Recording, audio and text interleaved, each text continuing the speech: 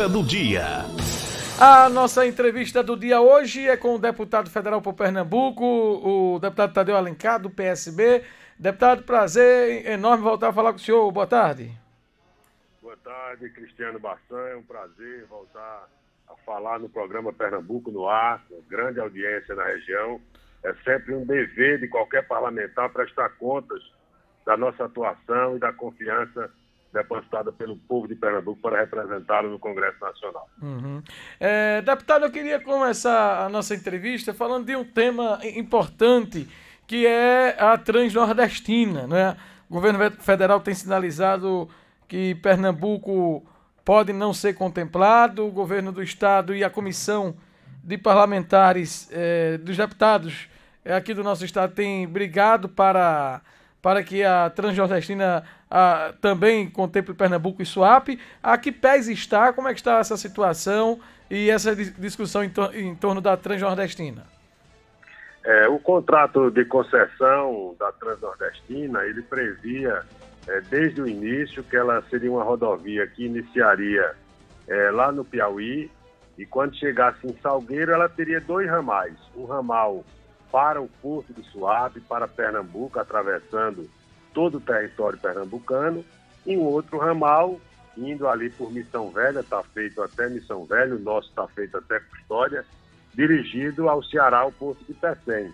Claro que essa obra ela já tem atrasos, houve descumprimento do concessionário que deixou de fazer os investimentos necessários para essa obra tão importante. Eu, como Procurador-Geral do Estado, ainda no governo de Eduardo Campos, nós cuidamos de um amplo programa de desapropriação para exatamente a obra, quando fosse chegando, já ter todas as questões fundiárias resolvidas. É uma obra que teve problemas com o TCU, teve problemas contratuais, e, para nossa surpresa, há poucos dias o ministro Tarcísio Freitas comunicou que seria feito apenas o ramal do Pecém, do Ceará. Nós, imediatamente, a nossa bancada se mobilizou, nos manifestamos de maneira muito enérgica, de maneira muito enfática, pela necessidade de que ninguém quer impedir que o ramal do Pecém seja feito. Mas nós não abrimos mão, até porque é uma obrigação do contrato de concessão, e que essa rodovia também seja feita no território pernambucano. Ela será, sem dúvida nenhuma, uma intervenção mais barata, custará menos, em torno de 1,5 bilhão, também do ponto de vista da extensão da rede, dos trilhos, será 100 quilômetros a menos.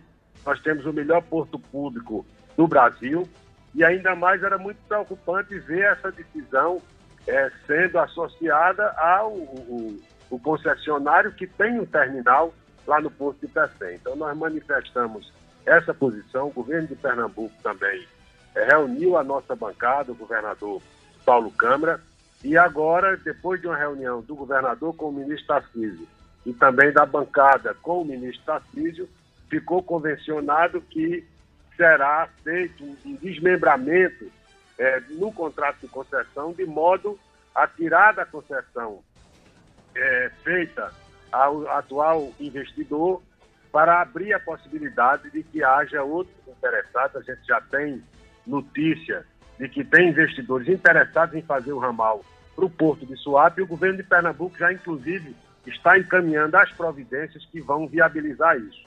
O ministro foi muito claro em dizer que esse desmembramento ele terá o apoio do governo federal, e a ideia é que toque lá no atual contrato de concessão o ramal do Ceará, e o nosso será feito separadamente, mas sem nenhum tipo de embargo que possa dificultar a realização dessa obra. Acho que a gente precisa acompanhar essas decisões. É claro que isso nos preocupou profundamente, mas Pernambuco sempre se une quando os seus interesses estão em jogo.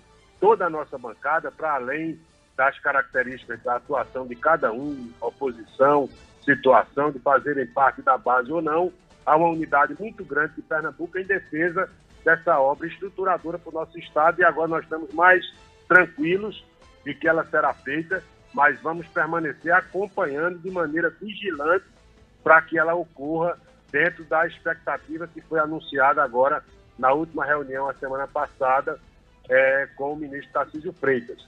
De maneira que é algo que está tendo um equacionamento esperado, porque se garante, foi assegurado, que ela, ao invés de ser feito no atual contrato, será desmembrado, feito um novo contrato de concessão, que Pernambuco vai agir para favorecer em todos os elementos que favorecerem esse investimento. Nós vamos estar atentos. O governador já tem um debate com os interessados nisso, e por isso nós estamos confiantes de que isso vai ocorrer, mostrando que, quanto o interesse de Pernambuco está em jogo, a unidade política sempre fortaleceu as ações da representação política de Pernambuco. Ela estará também acompanhando de maneira vigilante a cobrar aquilo que Pernambuco merece e que tem direito, inclusive porque trabalhou diligentemente nas desapropriações, em todas as articulações políticas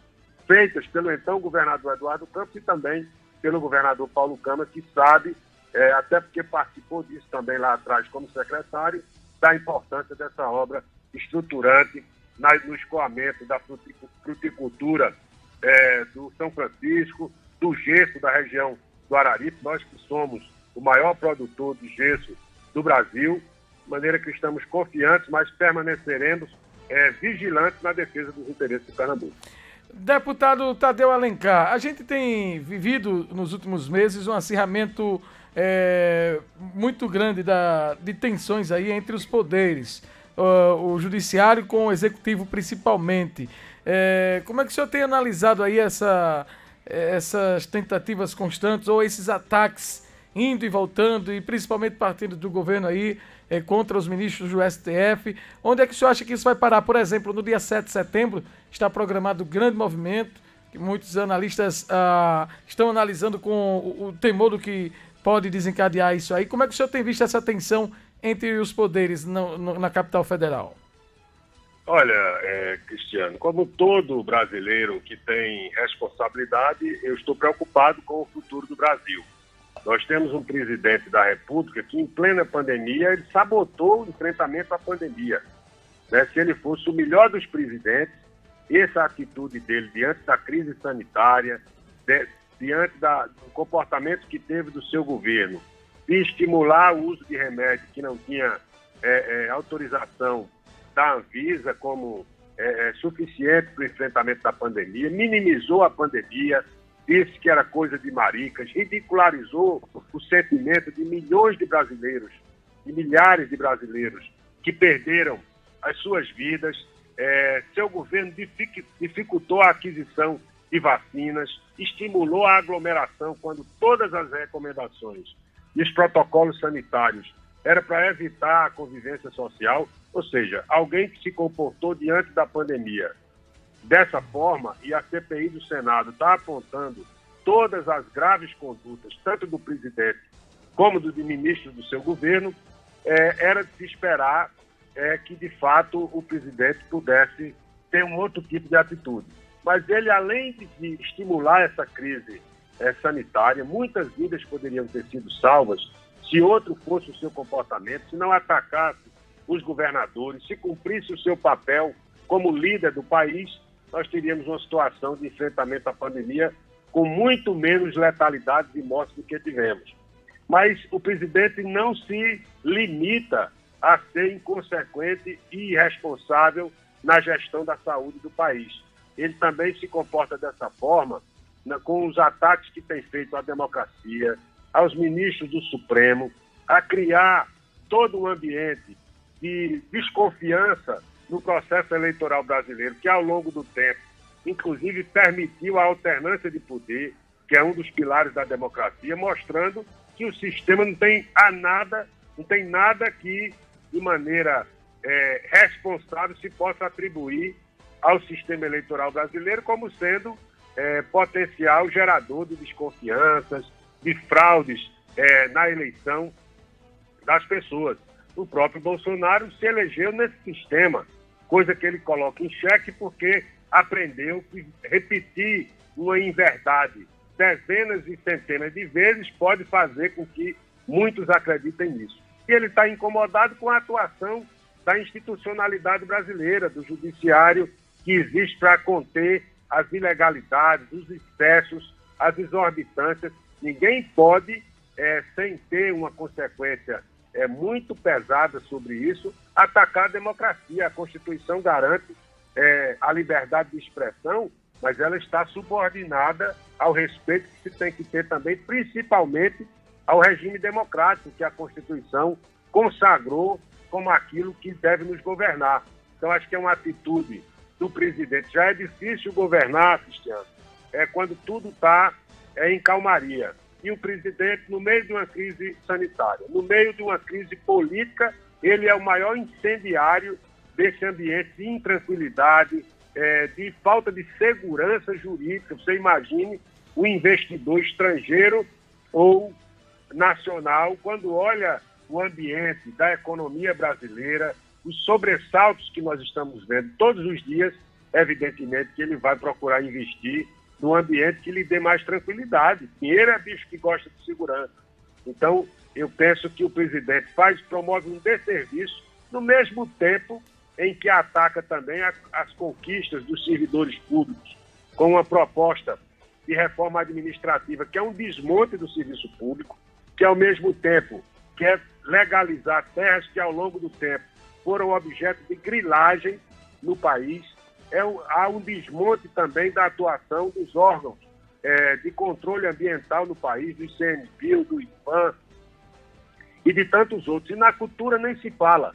Então, quando você pega uma matéria da Folha de São Paulo do domingo passado, a gente vai ver que houve uma análise dos ativos do governo Bolsonaro em 2 anos e meio, nos principais indicadores: economia, educação, saúde, meio...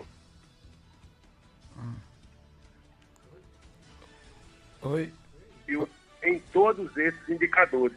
Então, o Bolsonaro, ele nem só conseguiu conquistar a abundância econômica, a paz social, a tranquilidade diante da pandemia, uma economia organizada, pujante, que, claro, foi afetada por um ambiente de pandemia, mas em 2019 ela já estava afetada por um governo que não sabe o que quer e que tem uma pauta que deveria estar concentrada no enfrentamento da pandemia, no aumento da imunização do povo brasileiro e também na reconstrução econômica, que não será tarefa fácil. Ao invés disso, ele fica promovendo reformas tributárias que, ao invés de equilibrar o sistema, aumenta a carga tributária. Eu não vejo nenhum setor da economia satisfeito com esse projeto de alteração do imposto de renda. De modo que eu só posso estar preocupado e o presidente, ao invés de dialogar, ao invés de atender ao apelo dos governadores que chamaram ele para um diálogo, ele se recusa a conversar com os governadores porque tem uma obsessão pelo conflito, pela litigiosidade, pela beligerância. Ele cresce nesse sentimento de intranquilidade. É lamentável que a maior autoridade do país, ao invés de pregar a pacificação do país, fique dividindo um país que já é muito dividido pela desigualdade. Naturalmente, todos nós que temos responsabilidade com o nosso país causa uma grande apreensão, e é por isso que nossa tarefa, o ano que vem, mesmo de muita gente que votou em Bolsonaro, é retirá-lo pelas urnas, porque ele já mostrou que não tem condição de governar e de dirigir uma das maiores nações do mundo, um país com mais de 200 milhões de habitantes, com uma economia que pode voltar a ser pujante. Não é isso que a gente precisa no Brasil. Não sei quem deve nos governar. Agora, sei que Bolsonaro não merece nos governar a partir do ano que vem. Deputado Tadeu Alencar, vamos falar de política agora, propriamente dito. A questão das coligações, a Câmara havia aprovado a volta das coligações, mas me parece que há uma resistência no Senado. O senhor acredita que para 2022 esse modelo de eleição de deputados, de vereadores, voltaria ao sistema de coligações ou o senhor acha que dificilmente passará no Senado? Olha só, Cristiano, quando nós aprovamos o fim das coligações, eu participei de todas as comissões de reforma política a partir de 2015. Quando nós aprovamos em 2017 para que essa reforma pudesse valer na eleição de 2020 e na eleição de 2022, era exatamente enxergando que o fim das coligações contribuía para o fortalecimento dos partidos, para a extinção de partidos de aluguel que em nada ajudam a democracia. A experiência trouxe lá os seus problemas na eleição municipal do ano passado e havia um sentimento muito grande de instituir um novo sistema eleitoral, chamado distritão, o que muitos chamam de a verdade eleitoral. Isso mostrou que não tinha força suficiente para ser aprovado na Câmara e se buscou uma saída intermediária, uma saída que não pudesse ser o distritão, que a gente considerava um retrocesso muito grande, mas que pudesse devolver a possibilidade de coligações, porque muitos parlamentares estavam alegando a dificuldade da formação de chapas e a gente sabe que esse é um problema real.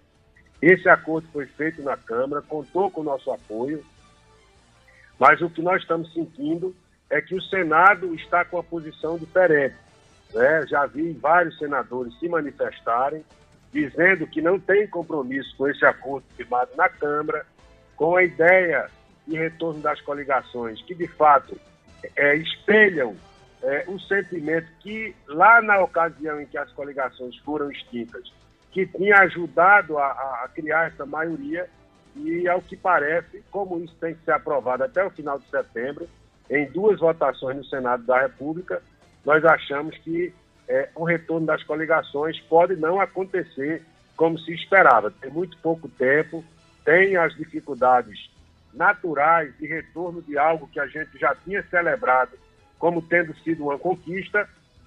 A gente fez um acordo para evitar o distritão, mas eu compreendo perfeitamente a dificuldade de apoiar um sistema que, retornando às coligações, você dá sobrevivência também a alguns partidos que deixam de funcionar como instrumentos de dar voz à sociedade para veicular interesses do varejo da política, que eu acho que não contribui para o fortalecimento da democracia no Brasil. Uhum. Mas é uma decisão que hoje está no Senado e, pelo que estamos vendo e por indicadores de manifestações de diversos senadores, aparentemente não tem consenso sobre esse assunto, o que pode comprometer a aprovação do retorno às coligações. Vamos aguardar, a palavra nesse momento está com o Senado da República e é ele que vai ser aí o árbitro de que essa volta das coligações possa ou não acontecer. Para finalizar, deputado, 2022, qual aí as pretensões do deputado Tadeu? Renovar o mandato, pretende disputar outro cargo e a Frente Popular de Pernambuco, né? A gente ainda não viu o anúncio, e claro, óbvio, está cedo ainda para se anunciar quem será o nome que irá disputar o governo de Pernambuco, mas a gente já observa que tem bons quadros aí e a bancada do PSB na Câmara deve vir mais fortalecida no ano que vem? Eu acho que, Cristiano, que o PSB é um partido que tem história em Pernambuco. É o partido de Miguel Arraes, que governou 3 vezes o nosso estado, sempre com sentimento de muita busca de justiça social, de igualdade, de melhorar a vida do povo. É o partido também de Eduardo Campos, que por 2 vezes governador do estado, fez um grande movimento de renascimento de Pernambuco, de fortalecimento de suas cadeias produtivas, inclusive interiorizando o desenvolvimento, fez transformações realmente importantes na área de educação, da saúde, da segurança pública, do investimento público e privado. E o governador Paulo Câmara, mesmo pegando um momento difícil, com a ausência do maior líder do nosso partido, que era o ex-governador Eduardo Campos, ele soube se conduzir com muita sobriedade, com muita competência, equilibrou as contas do Estado, vai terminar o seu mandato agora. Ele está viajando todas as regiões do território pernambucano, anunciando aquilo que era uma fragilidade, que era a necessidade de recuperação da malha rodoviária do Estado, no programa de retomada, diferentemente não faz o governo federal, está apresentando um programa de investimento da ordem de 5 bilhões de investimento público e de 40 bilhões de investimento privado, o que mostra que nós vamos nos apresentar na eleição do ano que vem com um legado expressivo que governou Pernambuco e que transformou positivamente a realidade social e econômica do nosso Estado. Quem vai ser esse candidato, né? Eu defendo que seja o ex-prefeito do Recife, Geraldo Júlio, que tem manifestado que não será candidato, mas é um debate que não está encerrado, que nós vamos fazer no PSB e na Frente Popular para que escolhamos o nosso candidato que tenha condição de defender bem esse legado e de, como bom candidato, também ser um bom governante para dar continuidade a esse ciclo de desenvolvimento que tem acontecido no nosso Estado. Nós vamos trabalhar por isso. Geraldo Júlio tem todos os atributos para ser também, como foi grande prefeito do Recife, ser um grande governador de Pernambuco. Se porventura, por qualquer motivo, ele não for candidato, certamente o PSB terá bons nomes a oferecer ao PSB, à Frente Popular e a Pernambuco como opção, homem ou mulher, para governar o nosso Estado. E eu estou focado, né, em cumprir o nosso mandato, serei, no próximo ano, candidato a deputado federal pela terceira vez. É o nosso objetivo, estamos trabalhando para corresponder à confiança dos pernambucanos, que por 2 vezes nos deram essa responsabilidade, e cumprindo essa responsabilidade, pedir mais um tempo na representação política altiva, insurgente, guerreira, como sempre foram os representantes de Pernambuco ao longo da história. Deputado Tadeu Alencar, nós queremos agradecer a sua disponibilidade de conversar conosco. Essa entrevista vai estar disponível no YouTube para quem pegou pela metade ou não conseguiu acompanhar. Um abraço forte, bom trabalho e até o próximo encontro, viu? Muito obrigado, Cristiano, pela oportunidade de falar no programa Pernambuco no Ar, de grande audiência, e sempre estou à disposição. Um grande abraço aos seus ouvintes. Boa tarde. Pronto, conversamos com o deputado Tadeu Alencar, falando sobre as ações no Congresso, sobre a política do contexto nacional e estadual, e a gente vai ao intervalo e volta já já com